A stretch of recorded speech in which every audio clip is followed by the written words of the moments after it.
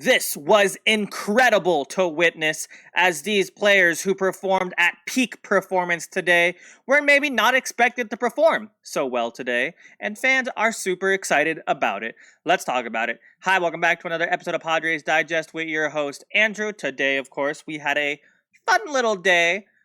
Not super stressful, which is something we've begged for recently. Before we get into it, don't stick around to the end of the video because we do have some post-game fan reactions where I get you guys, the fans, involved. Post on Twitter, post on the subreddit. Maybe you'll be featured on the channel. And as always, please subscribe.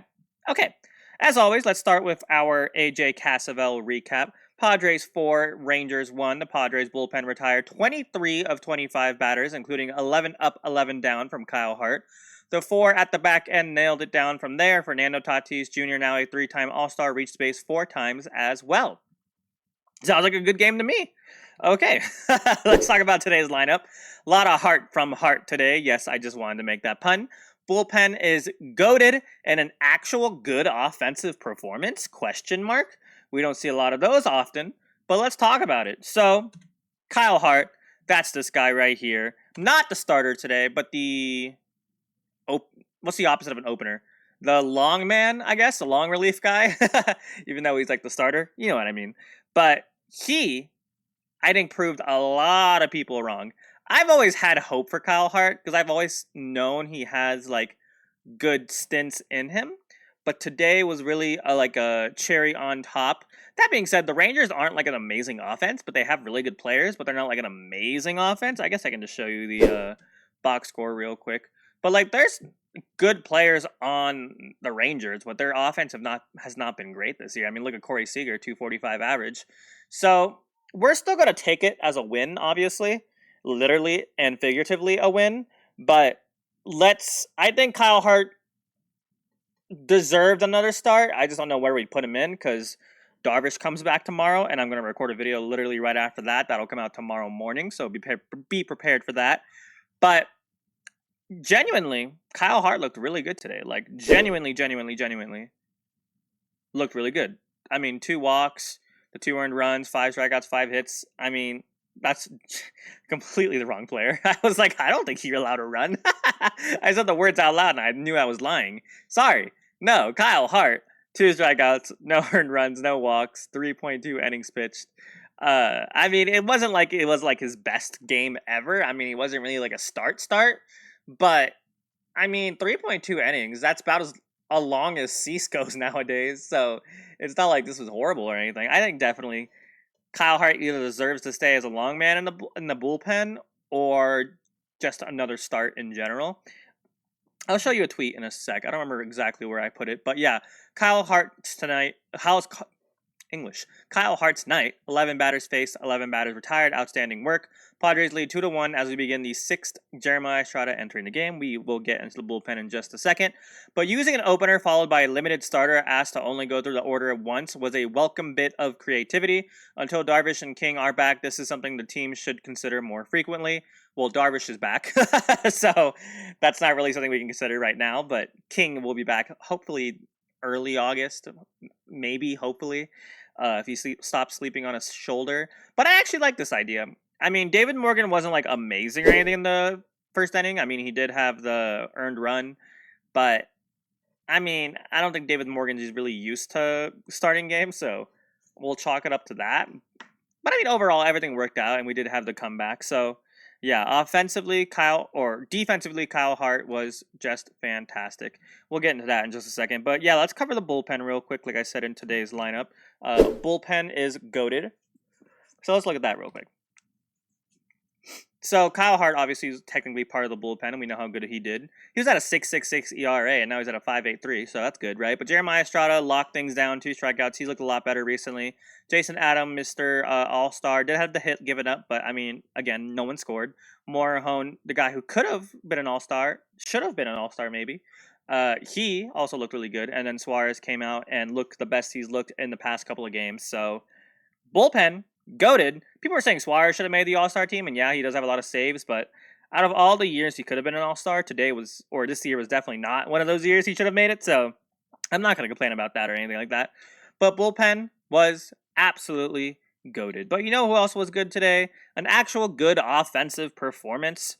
So I guess we'll talk about this real quick. Pretty simple. The Padres will go as Fernando goes. If he wants to get going again, we'll be in a good shape. He is the difference between a 500-ish team and the team we saw in April. So yeah, Tatis definitely had his best game we've seen in a while. I mean, he did have the 2 hits, the 1 run, the RBI, obviously, and then the 2 walks and a strikeout. So, first of all, you're getting on base 4 times, which is fantastic. Hits or walks, we'll take it either way. Strikeout, fine, that's fine. Strikeouts are part of Tatis's bag, but definitely was probably like his best game he's had in a while. Unlike Jackson Merrill, who keeps swinging at balls that are like at his head. I don't know. I think genuinely what needs to happen is Jackson Merrill has to like, he's got to put some glasses on, right? And he's got to like put marker at the very top so he can't see anything above his head. So like we literally need to blind him.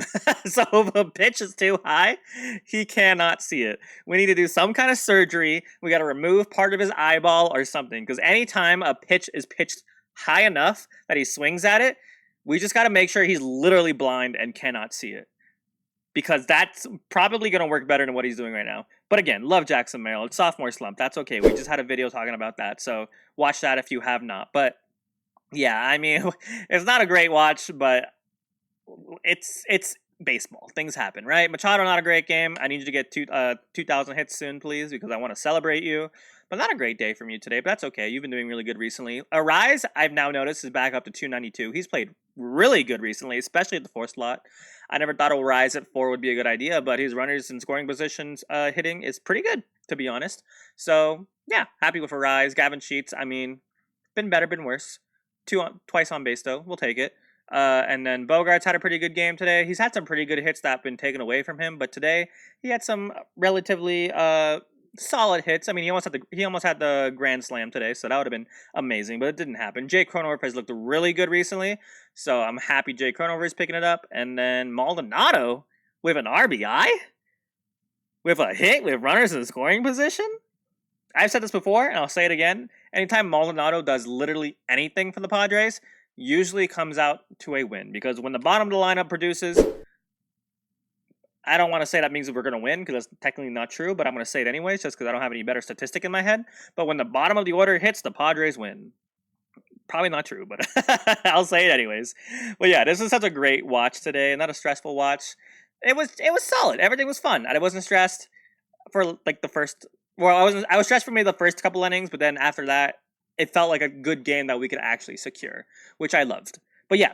What I also love, of course, is your guys' Friar Faithful fan reactions. Well, actually, hold on. I didn't finish using up my pictures because I wanted to show you guys some fun facts. So before 2 hits today, last 10 games for Arraez, 366, 422, 463, 156 weighted runs created plus, 100 being average, so he's really good. And then the Padres have won 11 of their last 14 series at home this year, which is crazy to me to think about, but apparently they have. We play really good at home. And I don't know. I guess I didn't really expect that, but it's true when you think about it. And then last thing you want to see that I hate and love at the same time, Padres are now 32-11 against teams playing worse than 500, which is great. That's what you want to do. But we're 16-30 against teams that are playing 500 or better. That's a hard one to swallow because, yes, winning the games against the bad teams is what you want to do. But you want to go at least 500 against the 500 teams to secure a playoff spot.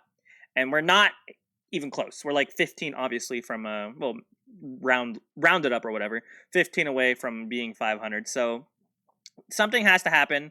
And that's probably bolstering the end of the lineup to help fix that. But yeah, just a stat I think we got to work on, but something that's interesting to look at. As long as we are winning the games we need to win. So that's a good start. But yeah, now the Friar Faithful fan reactions. Friar Faithful feed, whatever. Kyle Hart and an elite bullpen were superb. 2 out Thunder throughout the night. Had a lot of good fun tonight. Good series win. Yeah, I forgot to mention too. I don't have this on the graphic, but the Padres were 4-8 with runners in scoring position. Maldonado, Tatis, Cronenworth, Arraez. They looked good today. And then, of course, we had some people who didn't on base or with people on base. I mean, Bogaerts was close to a grand slam. But 4 for 8, we'll take that any day of the week. Okay, moving on. I like the commentary at the end. The Padres are playing great. By the way, they're terrible against over 500 teams. Padres win. Good night. Okay, frick you for the oversimplification. They also said that David Morgan was on the Padres in 2020. but he was in college in 2022, so I don't think that's. I think they got confused with Ryan Weathers, who made his start in the playoffs. So I don't know what they're smoking at ESPN, but that's why they lost their ESPN Sunday Night Baseball contract with MLB. So good riddance to you guys.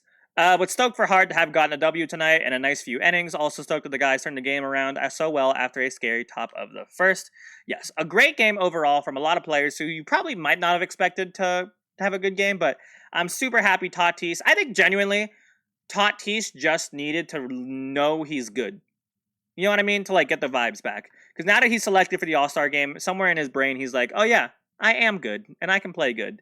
And hopefully that unlocks like his superstardom swagger that he's missing right now. But yeah, thank you guys so much for watching. Let me know how you feel about today. Are you happy that Tatis is back maybe? Do you think this is something that'll stay? Do you think that is the one-off thing? When do you think Machado will get his 2,000 hit? Do you think it'll be tomorrow? Let me know. And how do you feel about Kyle Hart? Do you think he deserved another start, or he's still crap and we should send him down for Darvish? Let me know. But yeah, thank you guys so much for watching. Please subscribe as always and have a fantastic rest of your night. And as always, go Padres. Goodbye.